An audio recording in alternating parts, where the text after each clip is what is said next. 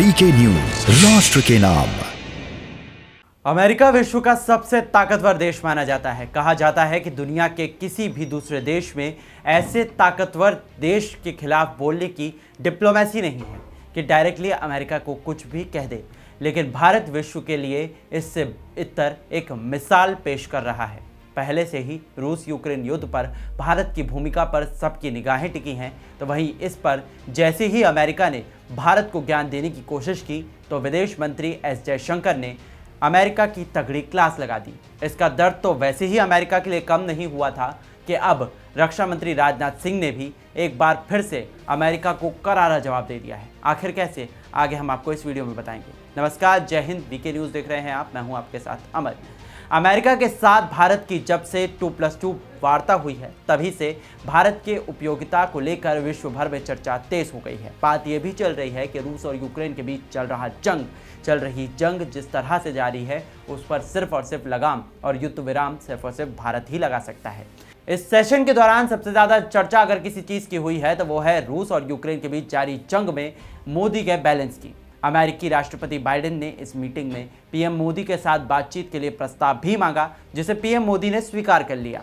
अब बात अगर अमेरिका की करें तो अमेरिका में 2.2 मीटिंग के बाद से ही भारतीय रक्षा मंत्री राजनाथ सिंह ने सैन फ्रांसिस्को में वाणिज्य दूतावास से चीन को कड़ा संदेश दे दिया है। उन्होंने चीन के साथ गतिरोध में भारतीय सैनिकों के जिस तरह से उन्होंने बहादुरी दिखाई है उसके बारे में चर्चा भी की है और उन्होंने इशारों में कहा है कि अगर भारत को नुकसान हुआ तो भारत किसी को भी नहीं छोड़ेगा। रक्षा मंत्रालय की तरफ से बयान जारी करते हुए रक्षा मंत्री ने कहा है कि मैं खुले तौर पर ये नहीं कह सकता हूं कि उन्होंने भारतीय सैनिकों पर क्या किया और हमने सरकार की तरफ से क्या फैसले लिए, लेकिन मैं निश्चित रूप से ये चीज़ कह सकता हूं कि चीन को एक कड़ा संदेश देना ज़रूरी है कि अगर उसने भारत की 1 इंच ज़मीन पर भी कब्जा करने की कोशिश की तो भारत उसको बख्शेगा नहीं। आपको बता दें कि साल 2020 में मई के महीने की बात है जब लद्दाख के पैंगोंग झील के इलाके में भारत और चीन की सेनाओं के बीच हिंसक झड़प देखने को मिली थी। मामला 15 जून 2020 का है जब दोनों ही सेनाओं के बीच में गलवान घाटी में भिड़ंत हो गई थी। इस भिड़ंत में 20 भारतीय जवान शहीद हो गए थे। आपको बता दें कि इस दौरान कई चीनी सैनिक भी मारे गए थे। राजनाथ सिंह ने आगे चलते हुए कहा कि भारत की इमेज फिलहाल बदली है, देश का मान भी बढ़ता गया है। अगले कुछ सालों में दुनिया की कोई भी ताकत भारत को दुनिया की शीर्ष 3 अर्थव्यवस्था बनने से नहीं रोक सकती है। इशारों में रक्षा मंत्री ने रूस से तेल खरीदने वाले बयान पर अमेरिका से ऐतराज जताते हुए अमेरिका को भी आईना दिखा दिया है।